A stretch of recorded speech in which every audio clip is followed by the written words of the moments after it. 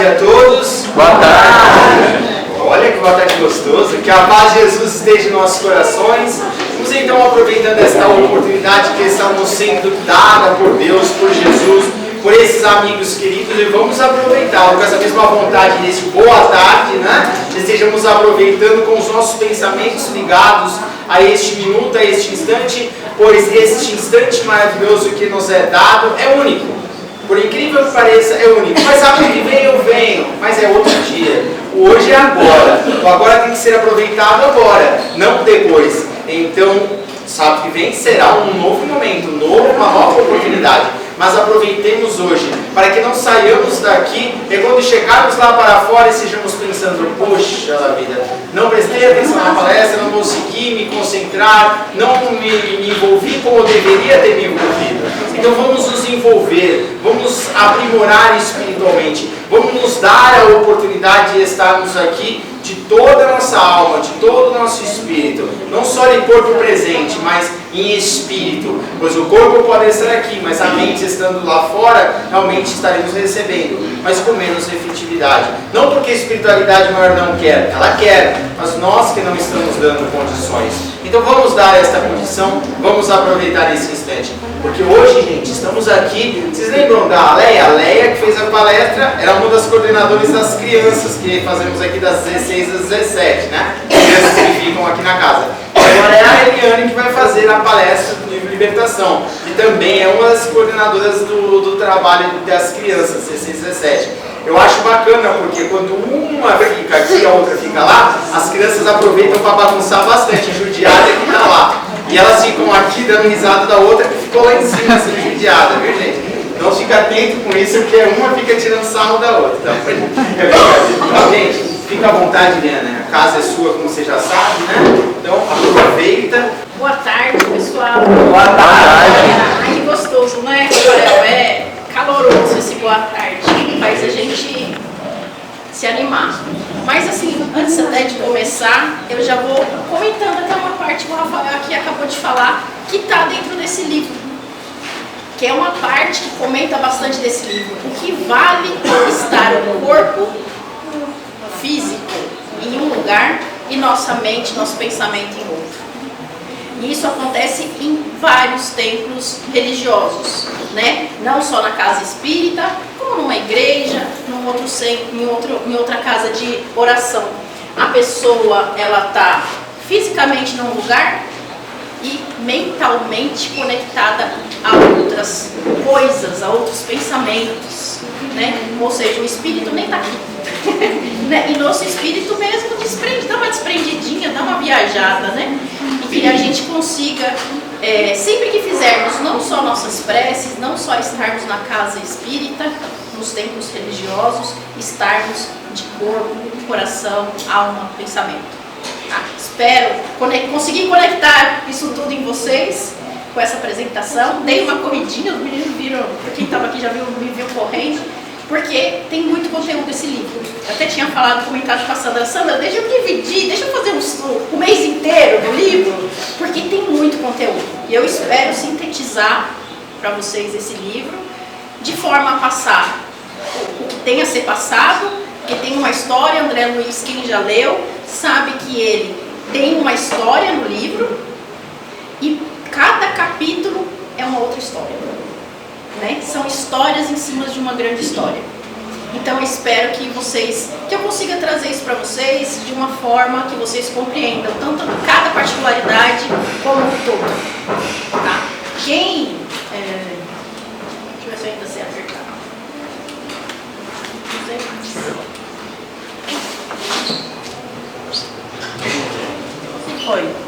Consegui, agora Só foi aprendi. Aprendi.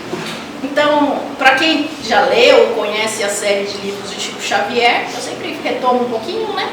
Porque pode ser que alguma pessoa ainda não tenha essa familiaridade.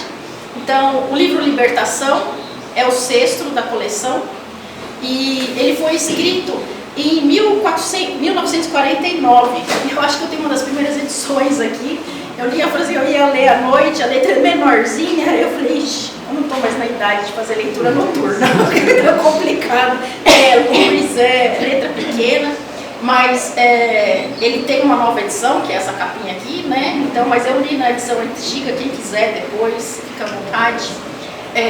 Ele retrata, como os outros livros da série de André Luiz, a vida no mundo espiritual. Depois de desencarnado, André Luiz, muito curioso, ele foi aprender que era a vida espiritual.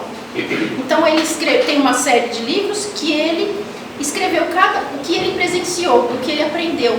Então, assim, como a gente fala, é muito interessante os livros, e tem muito, só porque ele é curioso, ele pergunta, ele questiona.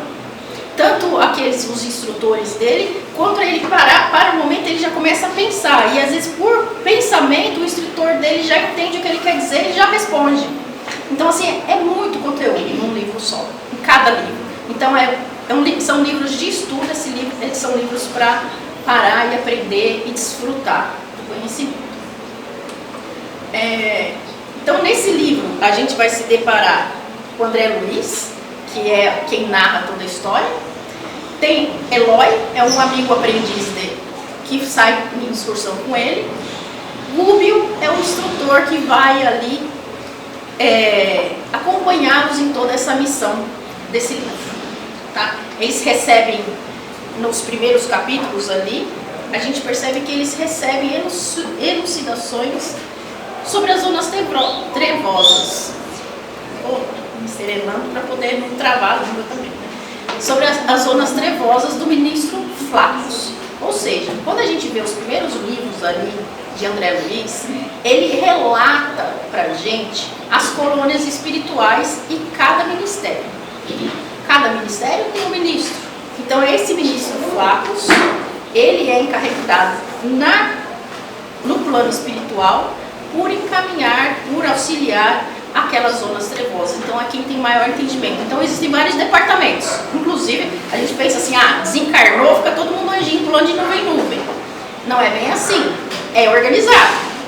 Então, os espíritos são organizados em colônias, tem ministérios, cada ministério é responsável pela comunicação, o outro por ensinamentos, e tem o ministério também de auxílio, tem os ministérios de auxílio, e André Luiz, ele quer trabalhar, então ele se oferece a trabalho, e ele vai até esse ministro com o Rubio, que é seu instrutor nesse momento, para pegar as elucidações do ministro Flaccus. Aí ele comenta como que isso já daria uma palestra, né? Esses primeiros capítulos eu falo assim que a metade do livro é somente falando sobre essas zonas trevosas e a sua organização. Então, como que isso se organiza? A gente pensa assim, sobre céu, sobre inferno, sobre umbral, sobre zonas, né, infernais. Ele descreve como isso é meio que separado, é departamentalizado e é organizado. Existem seres poderosos, gerentes, diretores, chefias, castelos nas zonas umbralísticas encarregados desses seres trevosos. Não só pessoas recém-desencarnadas que ficam ali sem orientação, com mágoa no coração. Vamos dizer, quem são as pessoas que ficam sem entendimento? Existe purgatório, né? A gente fica perguntando em zonas purgatoriais. Existe purgatório? Não existe bem um purgatório como na Igreja Católica ela descreve. Mas o André Luiz, com as elucidações aqui no plano espiritual, ele explica, ele narra como que é feito essa questão do desencarne. Vamos dizer assim, aqui tem uma parte que não vai aparecer por aí, mas eu gosto de me adiantar umas partes. Eles falam assim, quando você aqui encarnado, a pessoa pode ser frequentadora da casa espírita, ela pode ser frequentadora de uma religião, ela pode se dizer boa, mas no ato do desencarne é que realmente cai a máscara, né? Cai o corpo, cai a carne, a pessoa como se cai a máscara, ela deixa a sua veste carnal e fica somente o espiritual. Então, nesse espírito, até tem uma passagem que eu não vou exemplificar aqui, mas eu já vou contando, que uma senhora, ela após o desencarne, ela ali fazia presença, era angelical, ela tratava o marido, só que assim, ela já era a segunda esposa de um senhor, ela tramou para que o primeiro casamento dele fosse desfeito. A pessoa, a primeira esposa, desencarnou. Essa segunda esposa se posava como a melhor esposa do mundo, adotou a filhinha dele. E quando ela deitou em repouso, ali naquele quarto, os amigos espirituais viram pautar a figura de uma bruxa. Então a fisionomia é assim, meu filho fala que é a bruxa memeia, né? Fala, então, você imagina aquela figura de bruxa das histórias em quadrinhos, que assim, na sombra, né, no caso ali para a espiritualidade, eles conseguiram ver que aquela pessoa não tinha, que assim, quando você se adormece, aparece mais, né, a parte espiritual, e os espíritos conseguem se conectar com a parte perispírita e conseguem perceber que aquele físico todo bonito, todo adornado, não passa de uma bruxa.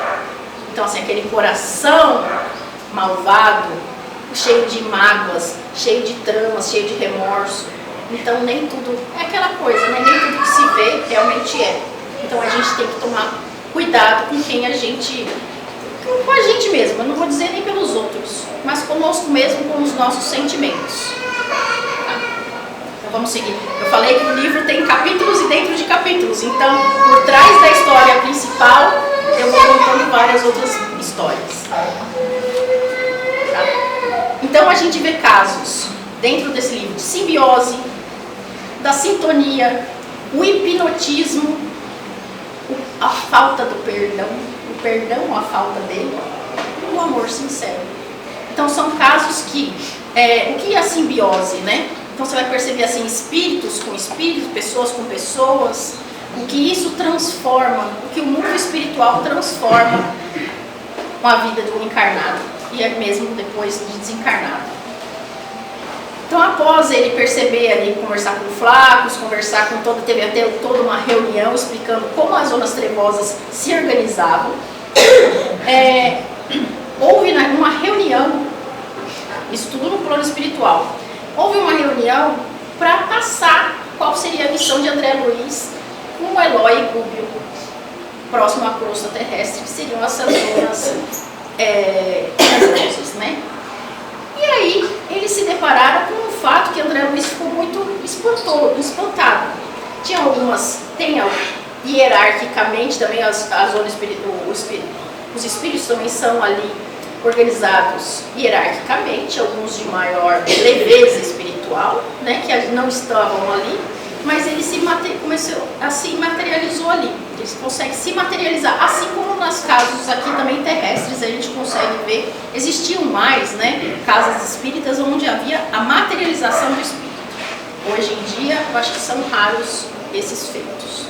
Enfim, houve o caso ali de uma materialização do espírito de uma mãezinha, um ser espiritual materno, que se materializou e logo ali numa plateia de desencarnados, essa mãezinha falou assim, eu preciso da ajuda de vocês duas, e elas logo se levantaram e vieram com esse ser materno. Eu preciso da ajuda de vocês duas, pois Cláudio, o meu marido infortunado, está em zonas trevosas.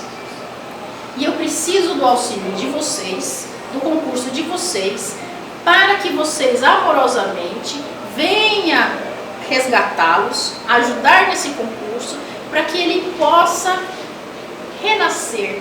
E depois que eu só posso, e essa mãezinha só podia renascer depois que ele renascesse, depois que ele tivesse essa passagem, esse aprendizado nessas zonas tenebrosas, ele pudesse reencarnar, e aí então ela reencarnaria.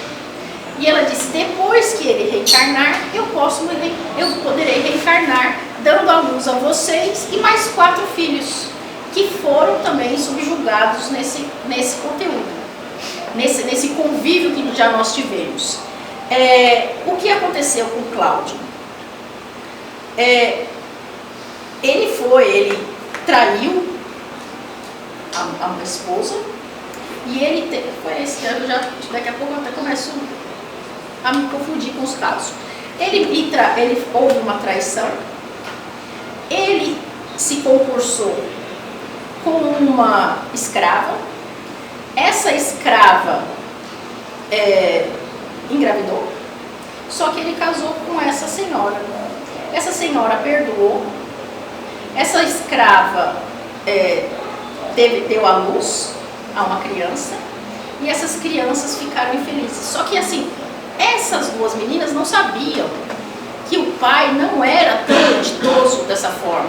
Elas achavam que o pai era um pai caridoso, era um pai que dava de tudo em casa, só que o pai tinha essas aventuranças pela vida fora.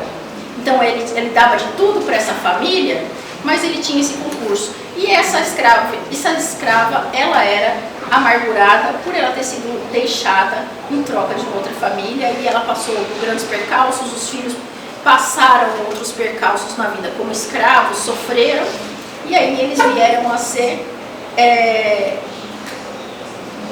sintonizadores do Cláudio, para que o Cláudio vivesse nas trevas ali, abaixando o padrão vibratório dele. Então elas precisavam do amor caridoso dessas filhas para que pudesse resgatar o Cláudio para renascimento, mas esses outros espíritos para renascerem no amor e se perdoarem. Então vejam como é uma cadeia de perdão e de amor o tempo todo, né? No Gracioso, foi nesse mesmo, ar espiritual,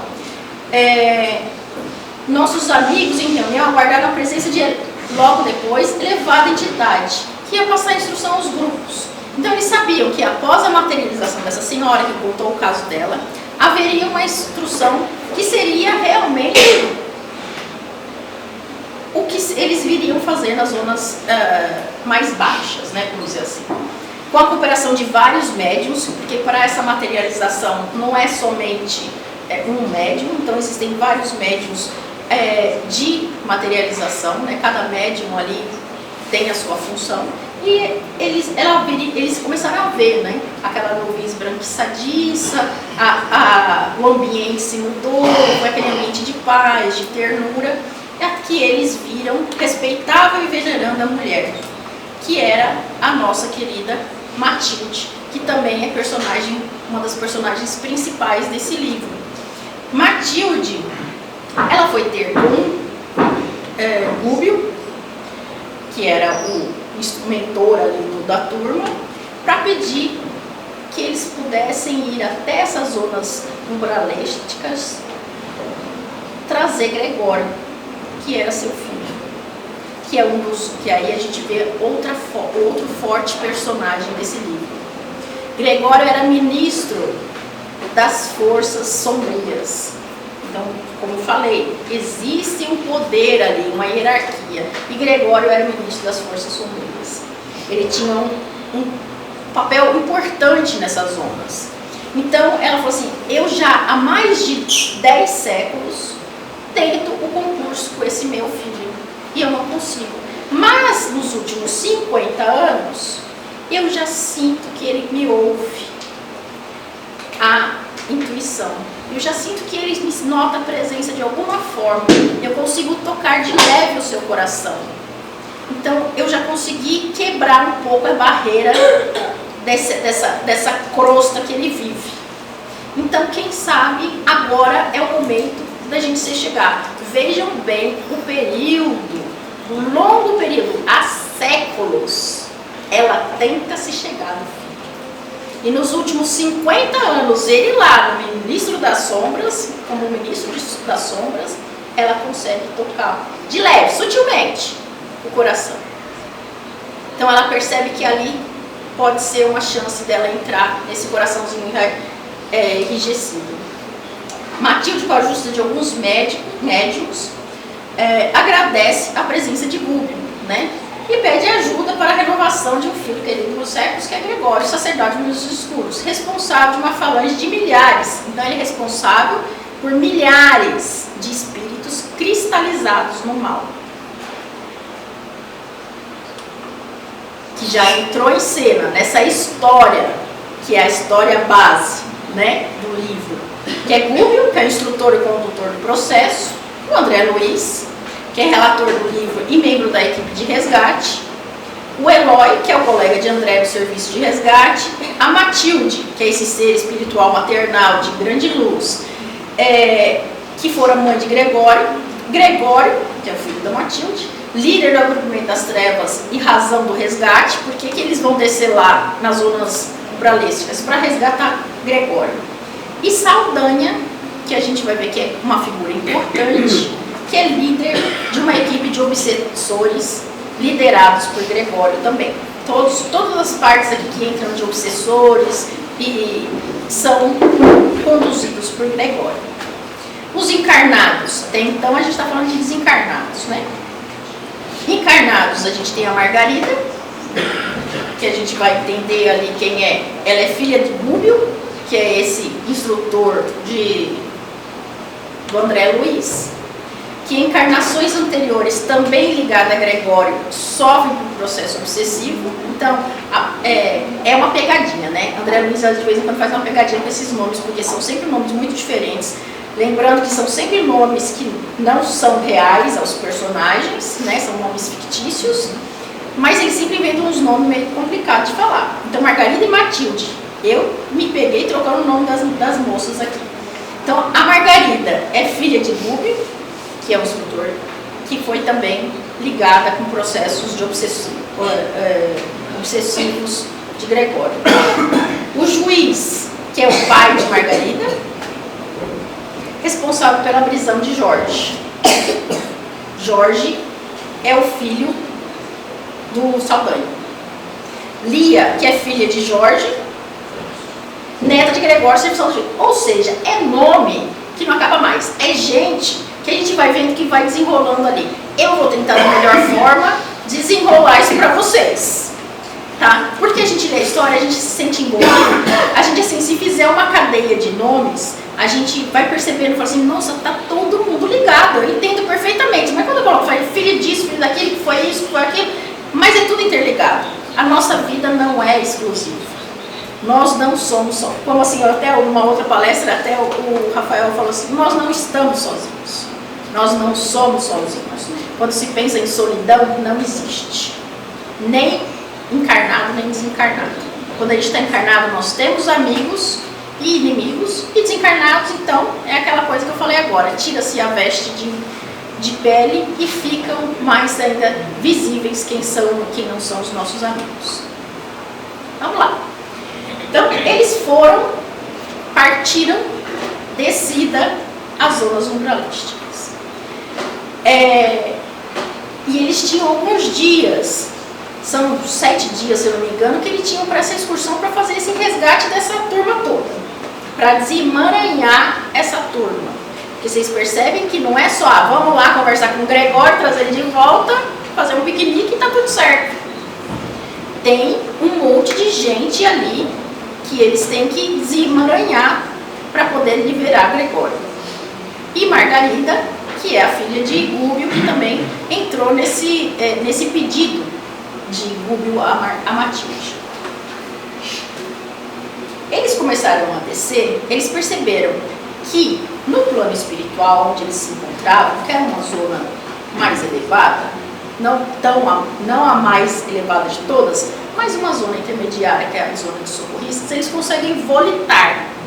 O que é volitar? É como se fosse voar, a gente fala dos anjos, né? Eles não precisam das pernas, não precisam dos braços para se transportarem. Então, só que quando eles chegaram, eles vão baixando o padrão, fica pesado. Eles não conseguem mais volitar. O peso espiritual, o peso do espírito, o espírito torna-se pesado, denso, escuro.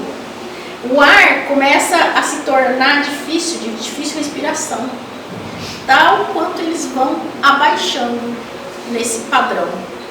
E para eles, como eles já são de outro nível, um nível superior, eles percebem nitidamente que aquilo ali é quase insustentável. É denso, é gosmoso, né? É lodoso. Então paira uma névoa, fica sem sol.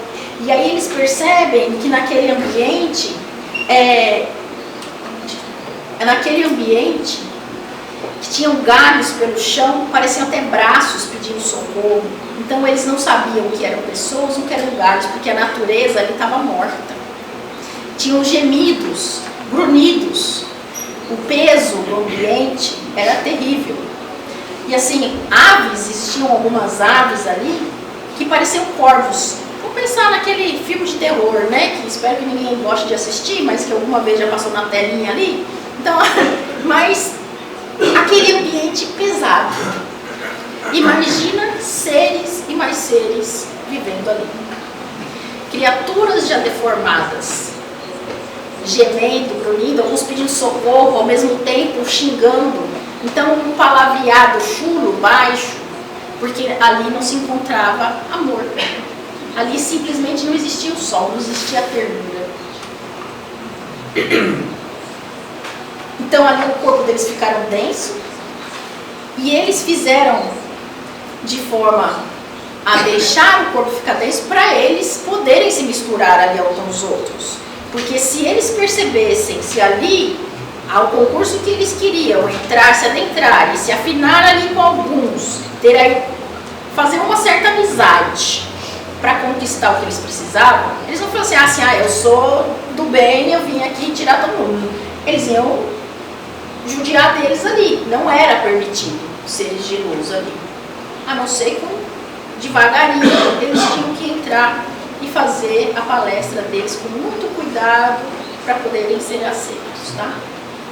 E aí Gúbio até falou para o André Luiz, André, e para Eloy, né? O Eloy fica mais quietinho sempre, né? Agora o André é perguntador. Ele falou assim, André, a única ligação que nós temos com o alto é a oração. Então, mantenha-se em oração. Não, em qualquer momento, mantenha-se em oração. Então isso assim vale até para nós. Qualquer momento, não sabe o que pensar? Ora. Tem um momento de brecha? Ora. É a oração que nos conecta com o alto. Nesse caso aqui neles. E a gente não sabe em que momento nós estamos aqui, cada qual sabe do seu inferno particular, né? Do seu momento tenebroso de terror particular. Cada um passa um dia de terror. E nesse momento é oração. Para que a gente se afine com o mais alto. E que não deixe esses seres se aproximarem de nós. Tanto eles, foi pedida a oração. Após a perda da matéria, ali se faziam as criaturas sem a máscara da carne. Eu disse que eu adiantei algumas coisas, né? Então ali as pessoas estavam se demonstrando quem realmente eram. Porque eram pessoas que na vida se faziam de bons juízes, bons profetas, benfeitores, mas que na verdade tinham a vaidade. Tinham a raiva, tinha a mágoa, tinha a inveja, né? Então, ali quando se desfaz da carne, realmente aparece o Espírito, né? E aí eles passaram por toda essa parte pesada e chegaram num desfiladeiro. Que assim, por enquanto eles só estavam atravessando. E aí chegaram no desfiladeiro. Uma parte que parecia assim, que tinha pego fogo, tinha sido incendiada.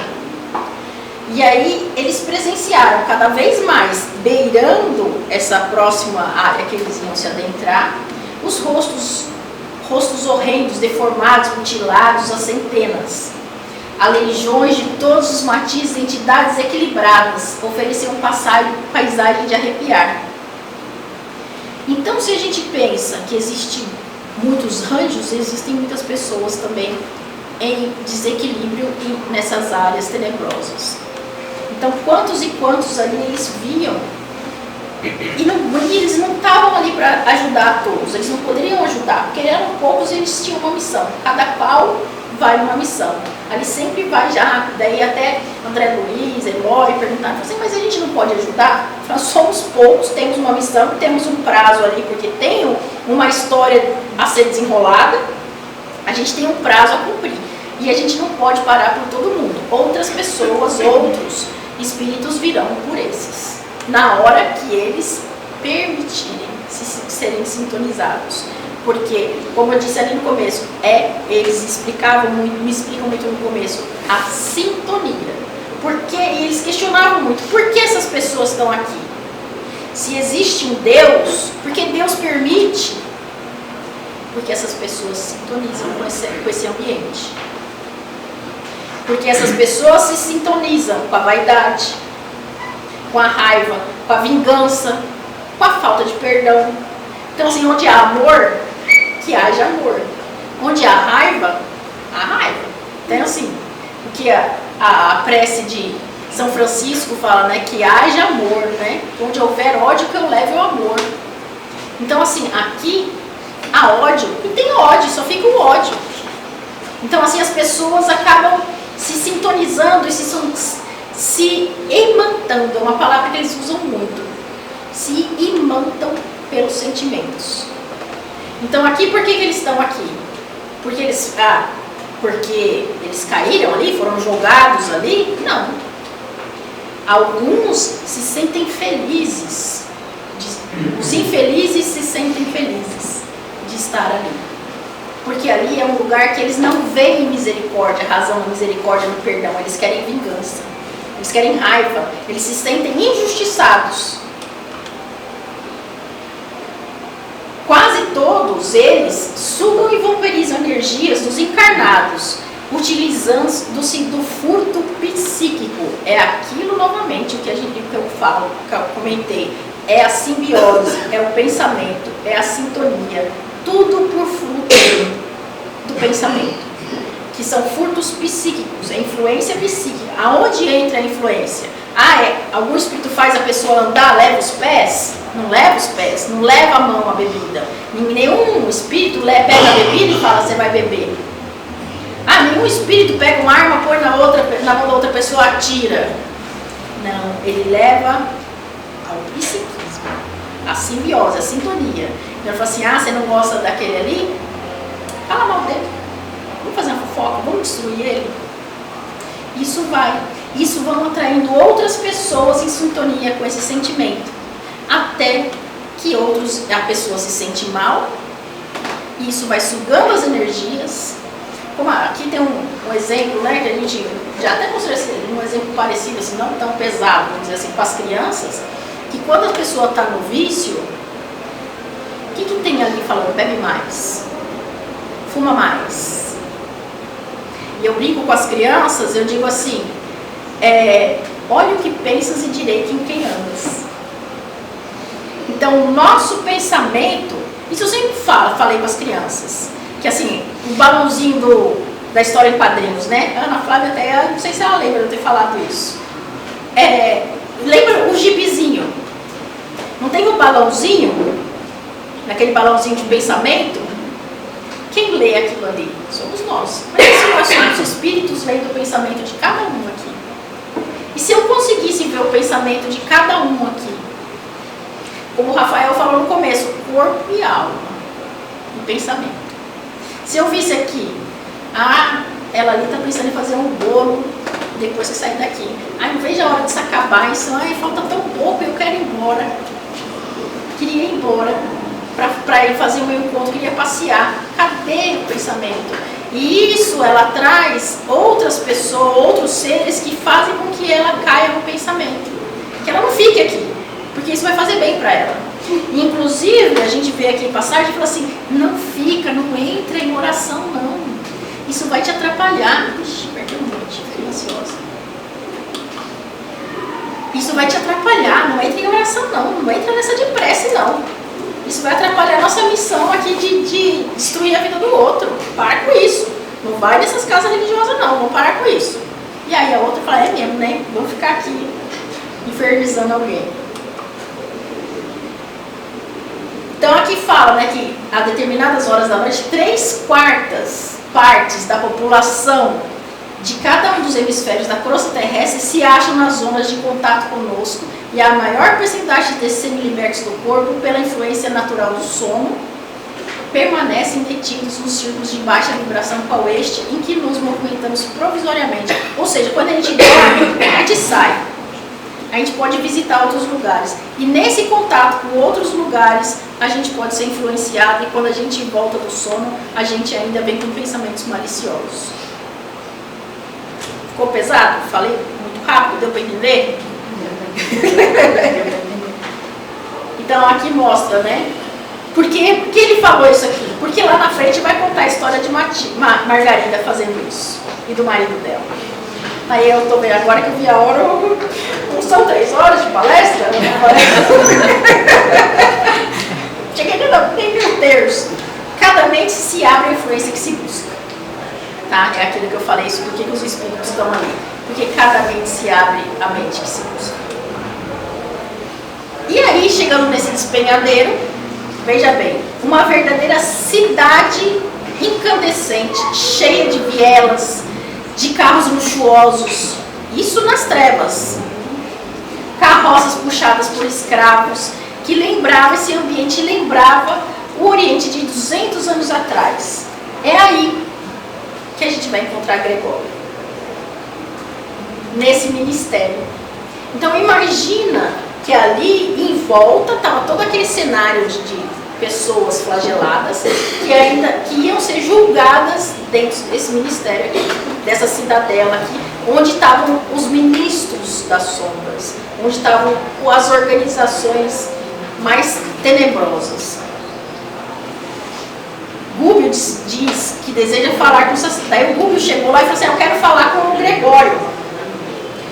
E aí ele foi recebido por uns caras todos fortões, mal encarados. Falou assim: ah, tá bom, pode ir lá, a casa dele é ali.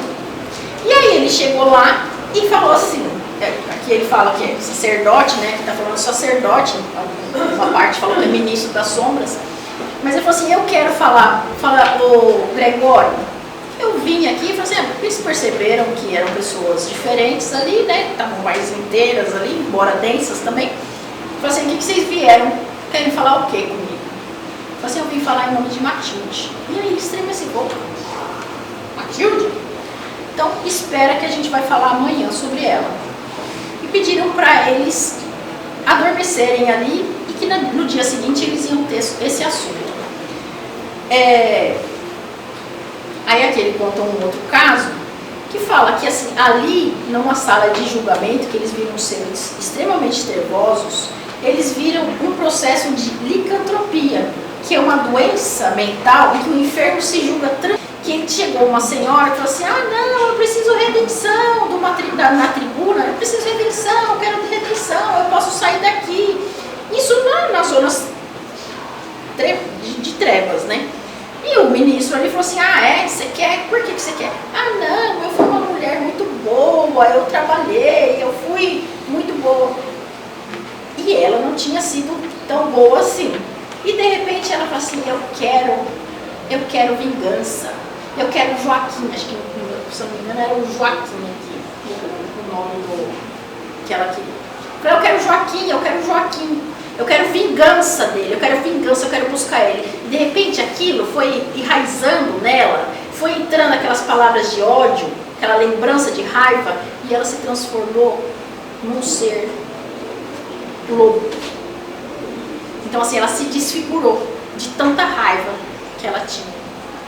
Então assim, a gente percebe como que é o ódio também no espírito. O que faz o ódio nessa parte espiritual.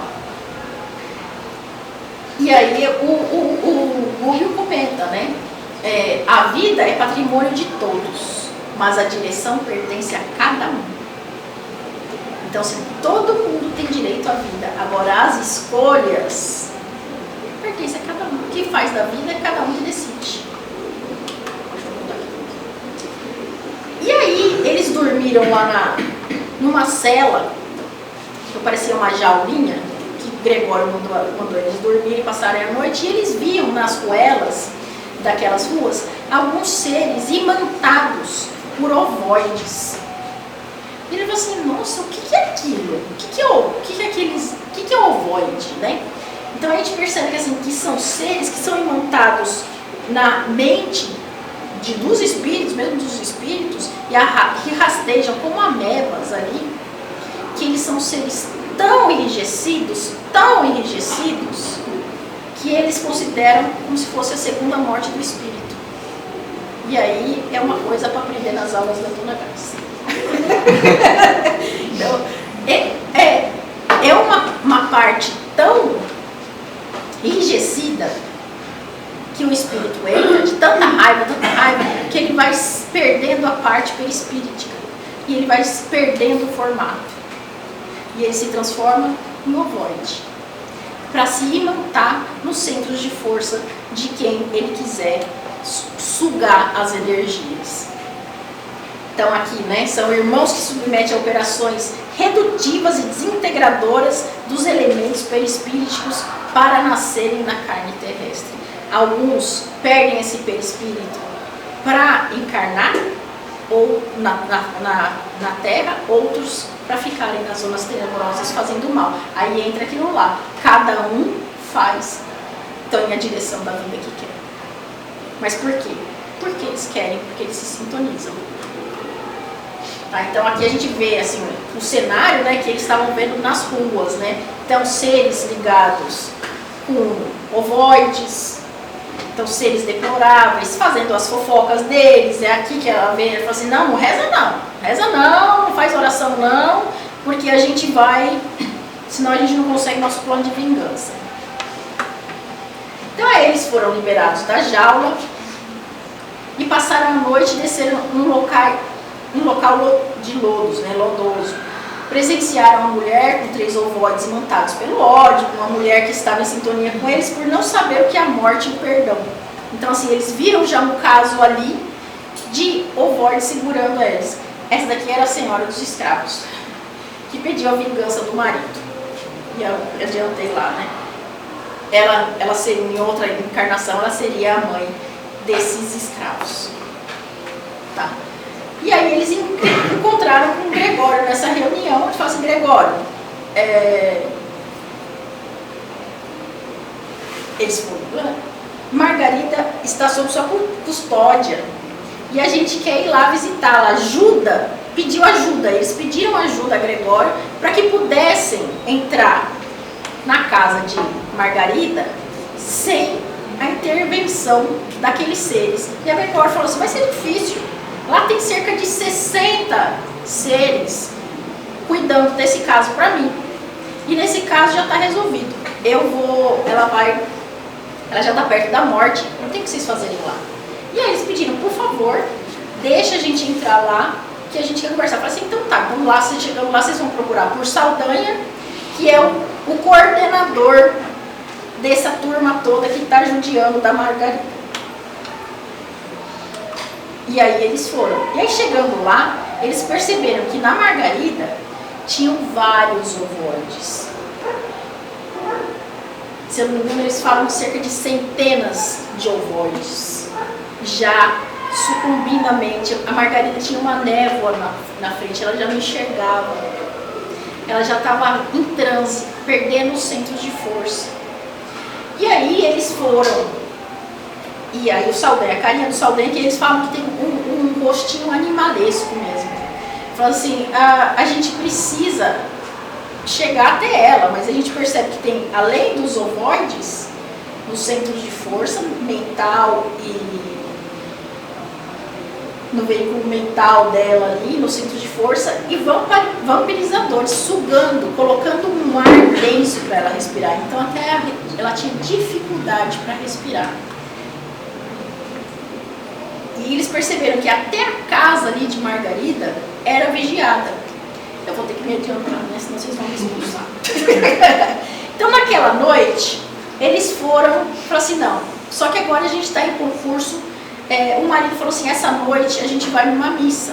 E eles viram que o marido estava bem chateado e tal, falou assim, bom, essa noite a gente vai levá-la numa missa. E nessa missa, é outra parte que eu preciso falar.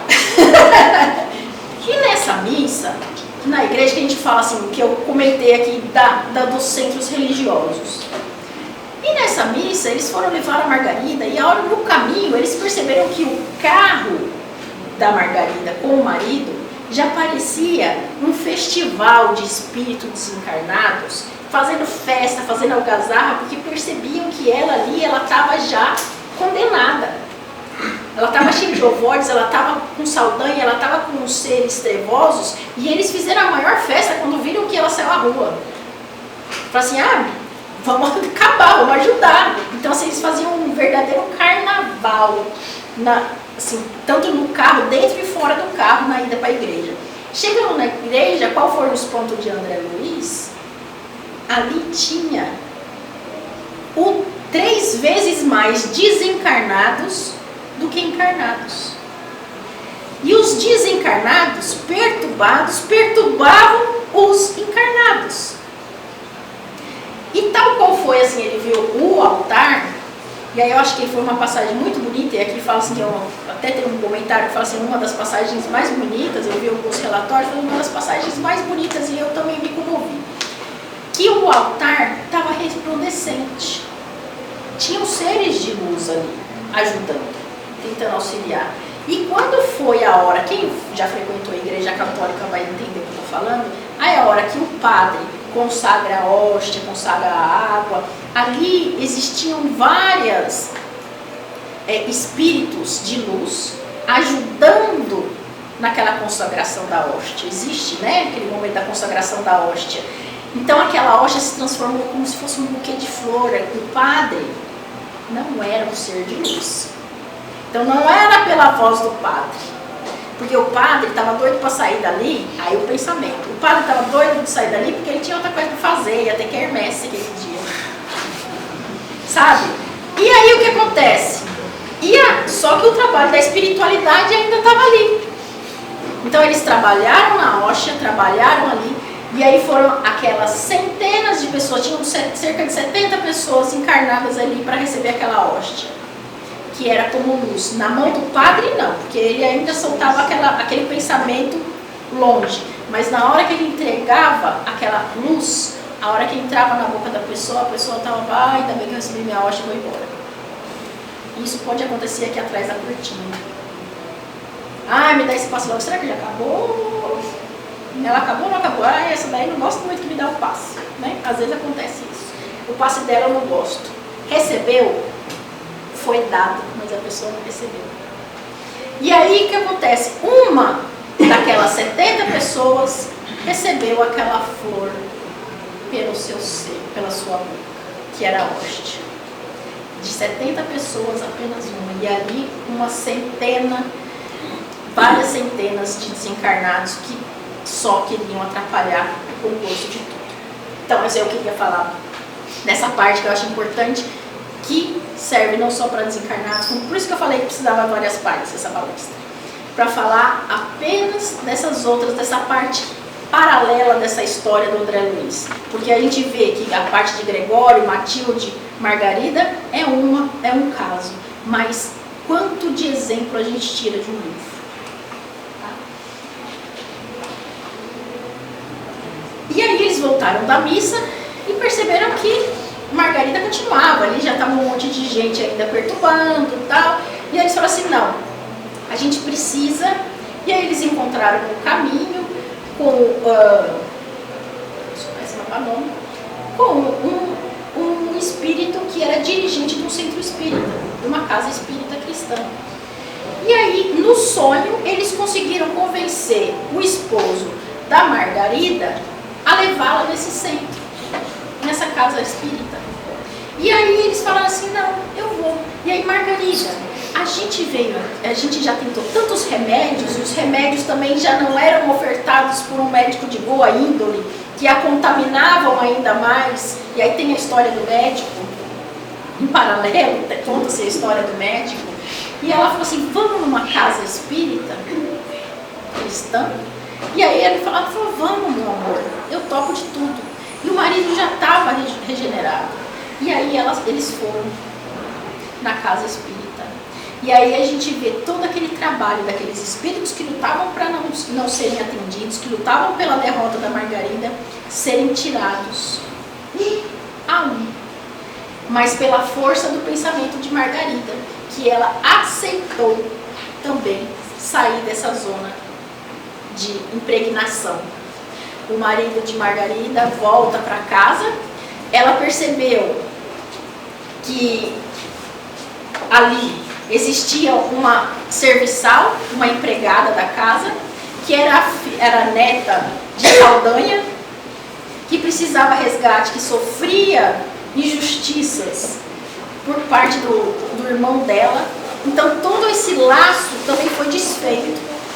Quem era o Saldanha, que era o chefe da tormenta da Margarida, dos aterrorizadores, vamos dizer, de Margarida, ele foi tratar da família dele, e aí outros espíritos perceberam que, outros espíritos enrijecidos ali, falaram assim, poxa, se o Saldanha, que é chefe dessa legião de tenebrosos aqui, nosso chefe, se ele se modificou, porque a filha foi salva, porque o filho foi salvo, e aí tem a história de como eles foram salvos, eles também podiam. Então vieram, ao que virou ali fora da casa da Margarida, foi um centro de salvação, de recuperação dos seres das trevas. E aí André Luiz falou assim, não, vamos continuar, a gente precisa. E daí vieram outros espíritos de salvação ajudar uma centena de espíritos trevosos que perceberam que se Saldanha podia se modificar e ele era chefe dos que atormentavam a Margarida, eles também poderiam. E aí eles falaram assim, agora vamos ter com o Gregório. O Gregório vai me descabelar, porque eu era funcionário dele. E aí foi com que eles comentaram com o Gregório todo esse percurso. Até que falar que Matilde até que Matilde se materializou e conversou com o filho. Chamou, né? Gregório saiu daquela zona. E aí ele se comoveu com a presença da mãe, pediu perdão e aceitou o amor caloroso de sua mãe para a sua regeneração. E ali se desfez não só o caso de Matilde, que Matilde tinha pedido para resgatar Gregório das zonas trevosas, não só Gregório foi resgatado, mas uma centena de espíritos que estavam enraizados como ovoides, como zumbis, até assim, eu falo que são zumbis, né? Eu escrevi aqui até no meu caderninho, assim, são como zumbis. E eles foram resgatados e puderam ter oportunidade de aprendizagem e refazimento. Aí eu vou contar brevemente, deixa eu pegar meu peixinho vermelho, pra vocês verem que eu dei uma aceleradinha, mas não foi tanto assim. Conta no começo, Emmanuel abre o livro falando a história do peixinho vermelho, uma lenda egípcia. Não sei aqui quem já leu, quem lembra dela. E eu acho que é muito linda essa lenda. Que ele fala, era um peixinho vermelho que vivia numa área lodosa, num córrego, vamos dizer assim, né? Traduzindo, um córrego, um lago, um poço cheio de peixes, bonachões, gorduchos, preguiçosos. E aí eles ignoram, como eles comiam as larvas todas, esse peixinho vermelho ficava sem comida e ele acabava ficando sempre magrinho. E aí, bobeando ali na lagoa, ele percebeu uma fenda, ele falou, eu vou entrar nessa fenda. Como eles não estão perdendo nada aqui mesmo, vou entrar. No que ele entra nessa fenda, ele sai, navegou, falou assim, parece o Nemo, né? Ele assistiu o desenho do Nemo. Navegou e saiu do mar. E ele encontrou vários peixes, baleias, outros peixes que levaram ele para uma fartura de comida, e tinha um coral que ele falou assim, esse coral é maravilhoso. É a história do Nemo, né? O Nemo foi inspirado, tenho certeza que o Nemo foi inspirado aí. Ele ficava ali dentro daquele, ele podia ficar coral, ele falou assim, eu posso ficar aqui à vontade. Só que daí ele lembrou, poxa, naquela área lá na senta, ficaram meus amigos de tantos anos. Vou voltar lá. E aí ele voltou, correu, navegou, nadou pelo mar. E aí chegou lá, chegando lá, ele falou, gente, vocês não acreditam o que eu vi. Tinha uma imensidão, tinham peixes maiores que eu, tinham tanto conhecimento, tanta luz, tem um mar vasto lá, bora pra lá. Foi escarneado, você tá falando besteira, você não sabe o que fala, imagina que existe coisa melhor do que aqui, nós estamos felizes e contentes aqui. Os peixes gordos e preguiçosos. Eu falei, pra que mudar? Pra que sair sair da zona da minha área de conforto. Está tão confortável aqui, não vou sair daqui. Não vamos sair daqui não. Você está alucinando. E aí, ele falou assim, bem, então eu vou embora sozinho. No que ele foi embora, ninguém quis acompanhar, ele foi embora e foi morar no coral. Que ali os amigos, ele fez amigos, que tratavam ele bem, e falou assim, aqui você tem uma casa. Ele teve uma casa, né? Enfim, ele tinha alimento, ele pôde trocar conhecimentos e tudo mais. E ele ficou sabendo que houve uma seca. E aquela parte lodosa onde ele morou, secou. E todos os peixes que ali viviam, morreram. E aí, finda-se essa história do peixinho com uma reflexão. Finda-se a história do peixinho com uma reflexão que eu deixo para vocês. Como que é a nossa vida? Como é o nosso padrão de pensamento? O que atraímos? O que a gente atrai espiritualmente e fisicamente para nós? O nosso pensamento causa doenças. Até mesmo essa semana eu conversei com uma amiga e falou assim, às vezes a força do nosso pensamento, nós não queremos fazer uma coisa, maldizemos uma coisa, quando nos damos conta, tem uma dor na perna, tem uma dor na coluna, tem uma dor na garganta, porque eu não quero falar, eu me canso de falar, eu não falo mais com ninguém, aí minha garganta trava. Eu tenho uma dor na garganta. A força de pensamento conduz o nosso corpo. E os afins leem aquele nosso balãozinho do gibi e se afinam conosco. Tudo é afinidade. Se pensamos em coisas boas, os bons são atraídos para nós. Se caímos em zonas inferiores de pensamento, os inferiores também serão atraídos por nós. Então fica esse pensamento. Queremos viver num mar lodoso sem mudança de pensamento? Ou queremos ir para a imensidão, como André Luiz fez? E aqui fica o exemplo de André Luiz com essa lenda egípcia. Que André Luiz foi a campo, ele foi atrás, ele conheceu o que é ruim e o que é bom. Ele já tinha passado por uma zona terrível também com o desencarne dele. E ele optou pela misericórdia divina e mudou o seu padrão de pensamento. Porque não adianta a gente apelar a Deus, me ajude, e eu não mudar meu pensamento. Então ele mudou o pensamento e ele teve a oportunidade de refazimento do seu espírito. E assim espero que todos façamos. Não só peçamos pela misericórdia divina, pela ajuda dos nossos mentores, mas que nos possamos abrir a nossa mente para receber essa intuição, essa sintonia dos melhores espíritos. Muito obrigada, um bom sábado, bom final de semana. Desculpa do meu